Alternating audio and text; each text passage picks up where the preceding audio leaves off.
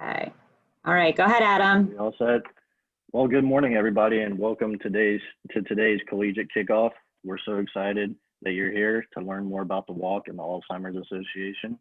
Today, we're going to hear more about the mission of the Alzheimer's Association and how you can help the millions of people nationwide who are currently affected by this devastating disease. My name is Adam Urigan, and I'm a collegiate volunteer with the Beta Theta Pi team at the University of Florida, and I'm honored to be your MC today. I've been with the walk for a year now, and I hold the orange flower because I support the cause and the Alzheimer's Association vision of a world without Alzheimer's and all other dementia. Blink twice. Another person in the world just developed Alzheimer's disease. Their parents, friends, siblings, customers, and coworkers. Alzheimer's and dementia impact individuals and their families, often requiring years of caregiving and expenses. The disease not only steals memories and moments, but whole identities and then ultimately lives. This isn't just their fight, it's everyone's fight. This is why it's so important to continue to move our mission forward. To share more about who we are and what we do, I'd like to introduce Terry. She is with us today because she's excited to share her journey with you. Welcome, Terry, and thank you for joining us. Thank you, everyone. I'm just so thrilled to have you all here. I am the walk manager for our Gainesville Gators, our Ocala, and a new walk in the villages. And just thrilled that you're here today. I'm going to share a little bit more about the association, but I also want to start off by thanking our supporters. We're very blessed that we have wonderful national presenting level sponsors with Edward Jones and CVS Health. And what's really important to understand too is that in each community we have local sponsors. So this logos represent those top sponsors in each one of our walk areas, which later you're going to see we have walks in many communities. So we make up the Central and North Florida chapter, and these are our top sponsors. So on the next slide, Leandra, I will share our vision and our mission.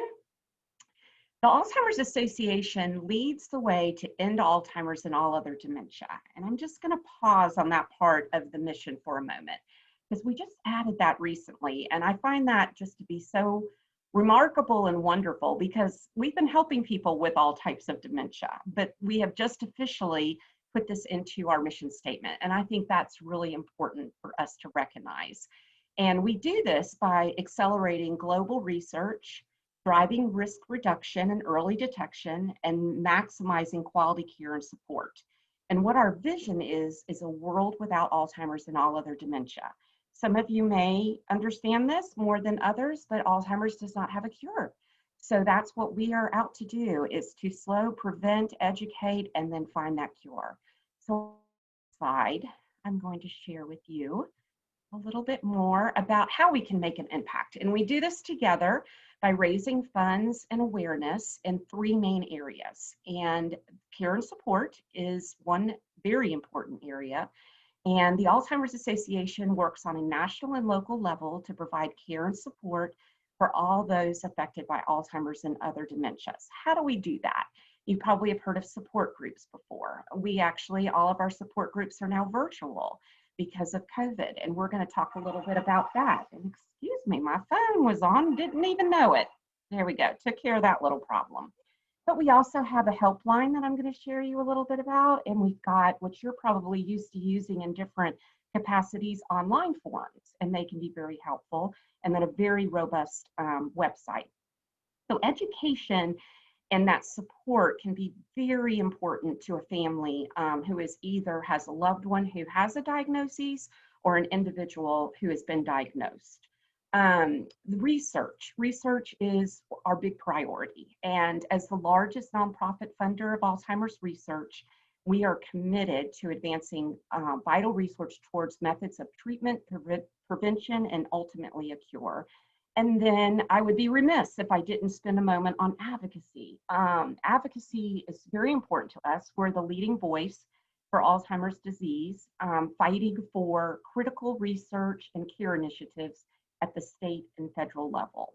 So on the next slide, I am going to touch on, I believe, yes, our impact on families. And I am going to guess that some of you all have unfortunately experienced this directly, or you may have a friend or another relative who is experiencing it. Alzheimer's takes a physical, emotional, and social and financial toll on people worldwide. It's not an elderly person's issue, it's a family issue. And I find that collegians that I work with a lot of volunteers, which is wonderful, and teens. You all are experiencing it because of your grandparents, your senior parents and caregivers roles, but you're also aware of early onset. And so I think this statistic will mean something to you. Approximately 25% of caregivers are in the sandwich generation. They're caring for an aging parent, but they're also caring for a child that's under the age of 18. I myself was in that position when I cared for my mother-in-law.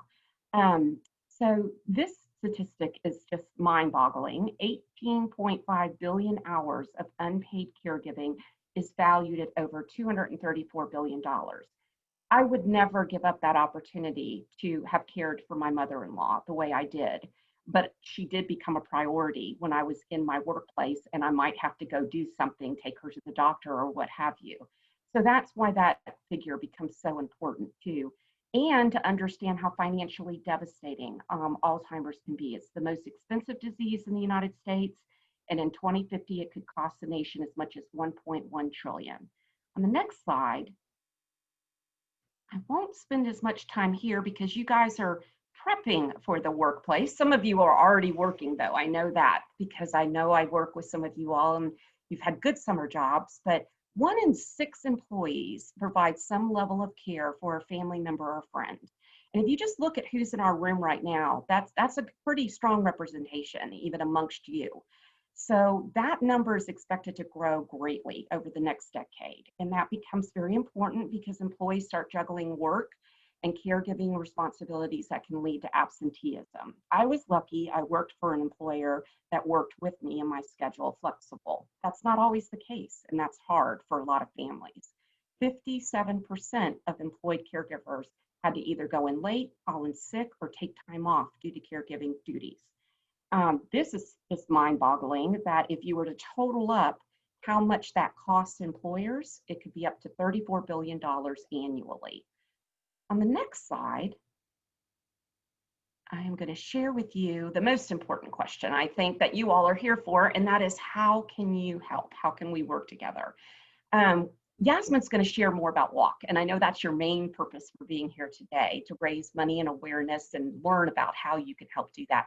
But as collegians or working at a university campus with students, you are in a unique position that you can provide vital lunch and learns to student groups to help educate. You may also find that there's a need for vital support groups and education programs because we may have either university employees or collegians who are in need of that support. And then we have our virtual brain bus. And I have put my information in chat, and I know that I can connect any of you all with one of our program managers if you'd like to have more information about that. And I believe I am turning this over to Yasmin. Nope, I've got one more slide, you guys, and it's the most important. And that is to share with you those free 24-hour-a-day resources. These are there for you and to spread the word anytime anyone needs us. ALZ.org now also has a special tips and information about dealing with COVID-19 and Alzheimer's and dementia. It doesn't mean that COVID-19 causes dementia or vice versa. What it does mean is that we're noticing a lot more stress, particularly social isolation has become a problem that you probably have heard a lot about, especially in Florida. The 24/7 helpline, I promised I would come back to that, and I'm going to end on that because it's the most important for you to remember. You are very good at Googling, I bet. And so at any time, if you encounter yourself having emotional distress, or a family member or a friend, or you just someone needs resources, they can contact this line for free, 24 hours a day, 7 days a week, and it's staffed by incredibly knowledgeable master clinicians. So they're there to help you, and they speak multiple languages or can provide it in multiple languages. So now I think I'm handing it over to Yasmin. Thank you, Terry. Perfect. Thank you so much for sharing a little bit more about who we are and what we do, as Adam mentioned. My role on this presentation is just to share a little bit more about the Walk to End Alzheimer's, what that's going to look like this year, and then we'll lead it into a discussion where we can chat and share ideas within the group that we have, because I know you all have great ideas and great contributions that you've already made. So what is Walk to End Alzheimer's? For many of you on today's call, this might be your first time hearing about the walk. This event takes place not only in our community, but in communities all across the country. Walk to End Alzheimer's, the signature event of the Alzheimer's Association, plays a significant role in helping the association advance its mission, as we've discussed. And it's because of volunteers like you. So this year we are still walking, and it will be different this year, and I'll explain more in a later slide. But supporting the Alzheimer's Association with a walk team will allow your organization the opportunity to come together around a common cause and create a bright spot during this time. So our next slide, we talk about why partnering with the Walk to End Alzheimer's. Oh, sorry. So we talked about what the Walk to End Alzheimer's is, and now let's talk about the why. Partnering with Walk, especially during these uncertain times, can be that opportunity to bring collegiates together, colleagues together in the fight against Alzheimer's. They can have fun planning fundraising activities, or even better, having some friendly competition between departments or collegiate teams. So more reasons why partnering with us. It's also an opportunity to boost student engagement, all while creating a positive presence in our community. By partnering with Walk to End Alzheimer's, it shows your organization cares about being part of the solution to one day have a world without Alzheimer's and all other dementia.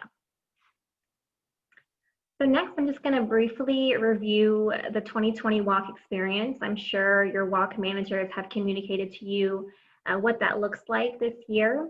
But this year, the Alzheimer's Association Walk to End Alzheimer's is everywhere, from downtowns to small towns and every sidewalk in between.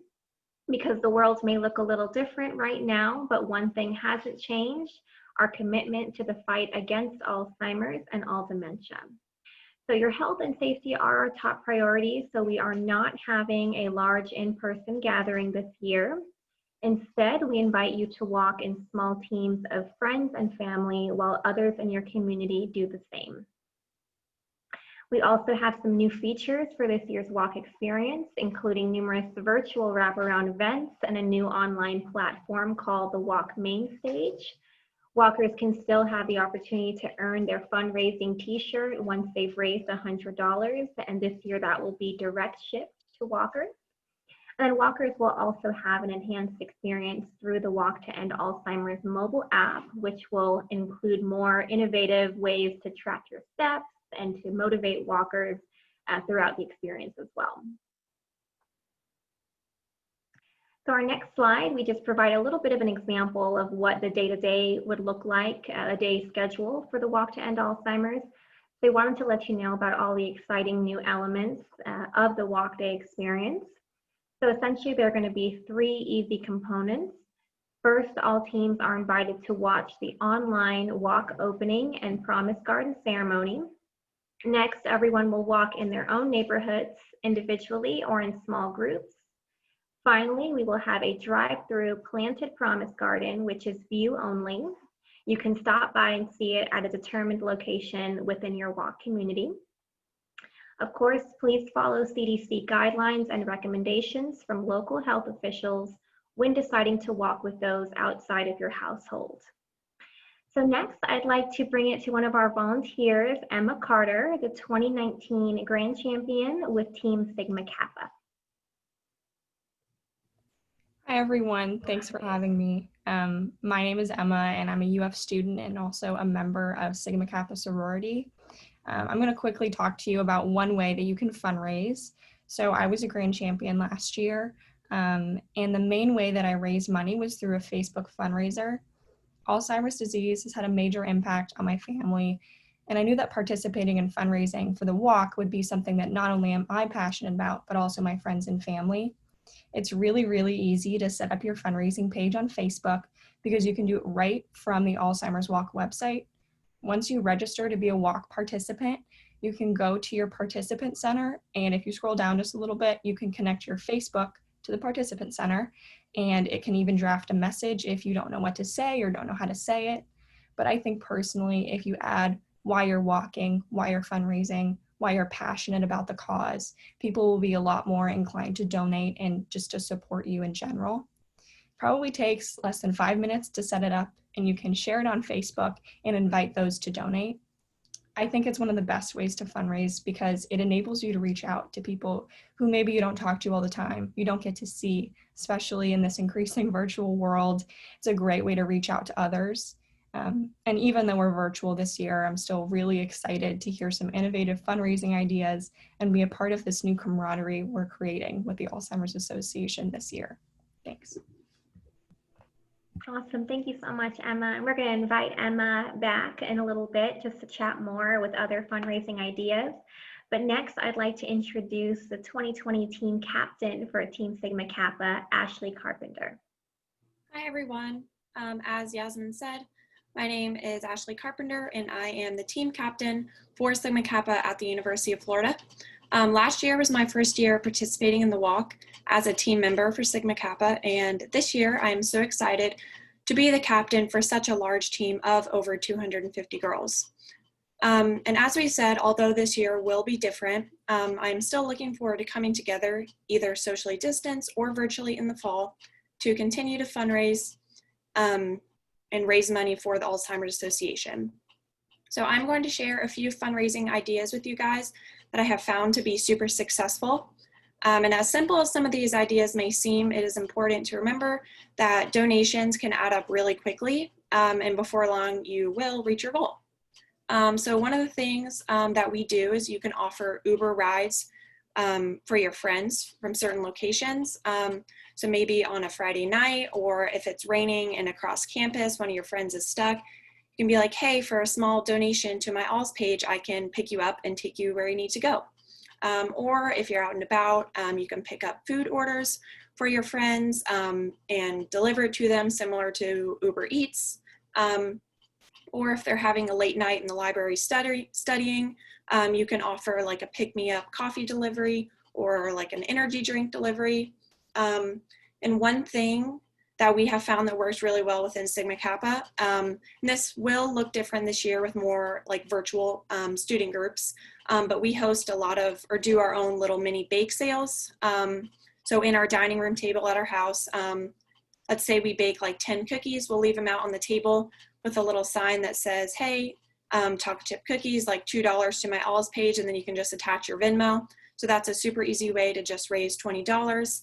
And lastly, this is one that can work really well within a club virtually. So if you have any old like club shirts or school gear, like for us, like UF shirts, like in your group chat, you can like post some of the clothes that or shirts you no longer want. And we normally sell them for like super cheap, only like $2 or $3 per shirt. And especially for a lot of the new members, this is something that they're really interested in. So again, thank you guys so much for being here today. And I'm really looking forward to the walk this year and hopefully implementing some of these fundraising ideas myself. So now I'm going to hand it back over, and in a little bit, we will share some more fundraising ideas. Awesome. Thank you so much, Ashley, for sharing about your team and all the great things that you all have been doing to help make your walk team successful. I also just wanted to bring it back now for more of a discussion. So as you've heard, fundraising in 2020 may look a little different this year, but teams are still having amazing success. So Adam, Ashley, and Emma, if you could, please share a little bit more about other fundraising ideas that have gone well for you this year. Okay. I'll go ahead and, Okay. or you want to go ahead? You can take it over, Ashley. Okay. So one of the things, especially for if you're working on tagging like these college age students, using like the social media bingo or like little templates. So like on your Instagram story, if you post and just say, hey, like I'm fundraising, and then you have like the little $2, $3 spots. This is something that also adds up really well. And one thing that we've kind of noticed, if other student groups are raising money, if you kind of donate to them when they're needing help, and then hopefully they'll kind of return the favor. So this is something that can definitely be implemented and is very successful for like college age student groups. Yeah, going off of that, when you make your story very personal, even if you don't have a direct relationship to Alzheimer's, if you share what you're doing, people are more likely to donate to your page because it shows that you really care about something and are passionate about it. And like the Instagram stories, they really work. Facebook is big. Like if you once you sign up for your Walk to End Alzheimer's page, there's all kinds of things in the participant center you can look on there, but really making it personal helps a lot. And those small donations really go a long way. And also, once you set up your participant center and you kind of set your goal of how much you want to fundraise, you can do these challenges. So you can say, donate, X amount of money and I'll get pied in the face. Or I know one of our sorority sisters, every $2 donated was a day that she didn't drink coffee. And she's a big coffee addict. So for her, that was like, her friends wanting to see her do that. So you can kind of make it really, really personal, not only your story, but, what do your friends want to see you do? What's a prank that you can do? Maybe make a TikTok, like $2 and I'll make you whatever TikTok you want, and really kind of make it a fun way to get involved, but also kind of give something back to them as well. I love that. Thank you. Awesome. And we'll have an open discussion at the end, but I appreciate all those ideas and those are really helpful. So we're going to just finish the presentation, but like we said, we'll have more of a Q&A open discussion at the end. But thank you all for your contributions. So we've heard some amazing ideas. We've heard from some very dedicated volunteers today. We've talked about why everyone has a reason to end Alzheimer's disease, and we've learned how to get involved. So together we can see a future where there are survivors of Alzheimer's, give support to families dealing with this devastating disease, and further research. Together we can increase student engagement and position your organization as a leader in the movement to end ALZ. So as we've mentioned, there are other ways that you can help as well. If you are enthusiastic about the Alzheimer's Association and you wanted to do even more beyond forming a walk team and getting involved as a fundraiser, and if you have the ability to commit sufficient time, we would love to have you on board as part of our volunteer planning committee. We also have ample opportunities this season to help with making participant and team calls. So we can always find a place for you, whether it's in fundraising, in our programs team, or advocacy team. However you'd like to get involved, please connect with us and we'd be more than happy to get you to the right person. And as we mentioned, we have representation from across our entire chapter on this call today. So here is a full list of all of our 11 walks. This can also be found at alz.org/walk. So we wanted to really use this opportunity to encourage you to, if you haven't already, to take the time to register your walk team. We're going to, include more of a discussion at the end, but our staff and planning committee volunteers have been in touch with most of you and will continue to support you throughout the walk season. We'll be sure to check in from time to time, provide you with additional materials and resources, as well as answer any questions that you have. So please do so already. I'm sure we'll put the link in the chat as well, but it's alz.org/walk to register a team. So if you haven't already, please do so. We challenge you to do so by the end of the day today. And we want to celebrate you taking the first step in leading the way to the end of Alzheimer's disease. So Adam, if you want to pick it up and lead us in a Q&A or open discussion, that would be awesome. Sure. Also, I'm going to put my email in the chat for any of you guys if you want to email me and find out more what we do at Beta Theta Pi, or if you have any other questions of fundraising ideas, I'll put that in there. But if anybody has any questions, they can ask them right now, or if you have any other ideas that you know worked before, please share them with us.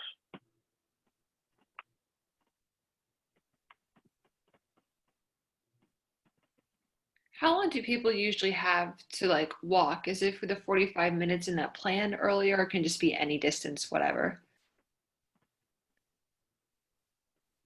Yeah, so normally whenever we walk, our routes vary somewhere between like 2 miles and 2.5 miles, depending on which walk you participate in. Since we're walking everywhere this year, that's going to be a little different. I will share, and this will probably be news for a lot of you since we've never done this before, but as Yasmin mentioned earlier, we are upgrading our app, and I actually got a sneak peek. We got a photo somewhere yesterday of what the app is going to look like. And it's going to have like this really cool kind of like digital route mapping in it. So like it's going to have like a path you can kind of follow, and it'll track your steps, but it's going to vary a little bit more obviously this year if you want to walk further. I've seen some people, I was on a committee call earlier this morning, and someone was going to do miles for donations. So she was going to take $5 donations for every mile that she could walk. So she could walk anywhere from 2 miles to, she was joking about having to walk 500 miles and singing "I would walk 500 miles" the entire time. And you guys probably don't even know what that song is, but she was saying that she was going to take donations as a fundraiser and walk however far she needed to. So it'll be a little bit more up in the air this year, but normally our routes, and if you want to stick with what we have done in years past, 2 to 2.5 miles that morning.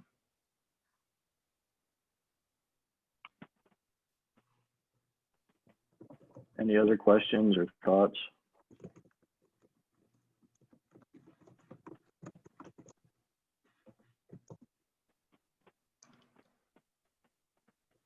Well, like I said, if you guys want to put anything in the chat or email us, you guys have Terry's information and Leandra and Yasmin.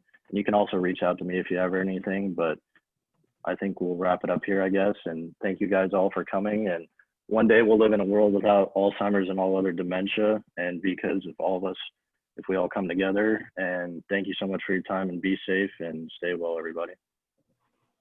Thank you.